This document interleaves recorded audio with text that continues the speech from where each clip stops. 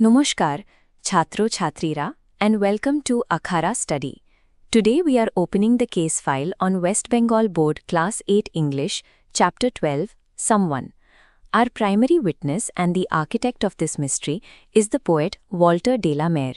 He was a master of psychological atmosphere, known for creating scenes where the ordinary starts to feel unsettling.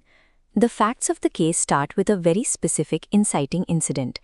Deep in an isolated forest, in the middle of a silent night, there is a sudden, unexplained knock at a wee or very small door. The protagonist immediately begins a physical investigation. He opens that door and looks left and right into the dark, but he finds absolutely naught, meaning nothing, is moving. Since there is no human perpetrator standing on the porch, we have to change our approach. To understand this mystery, we need to analyze the environmental evidence mentioned in the poem and look at how the text itself is structured. With human suspects ruled out, we pivot to our secondary witnesses. We have to look at the ambient life of the forest recorded at the scene. The text records exactly 3 biological activities. There is a beetle tapping on the wall, a screech-owl calling from the forest, and a cricket whistling in the damp air. This is activity 4. Which organizes this raw data into 2 columns, who and did what. We map the text directly. The beetle goes in who and tapping in did what. The owl screeched and the cricket was whistling. Notice what these sounds are actually doing. They don't explain who knocked on the door. Instead, by highlighting the sounds of tiny insects, the poem emphasizes how isolated and quiet the rest of the setting is. The natural environment provides an alibi for the knock, but no suspect. To complete the rest of the chapter's exercises, we must look closer at how the sentences are built. Think of a sentence the way an investigator looks at a scene. It is built from distinct, measurable components that tell us who is performing an action and how. First, we have phrases. A phrase is a group of words that lacks a subject-verb engine, which means it cannot stand alone as a complete thought. Looking at Activity 6b, take the sentence, "He wanted to speak to his teacher."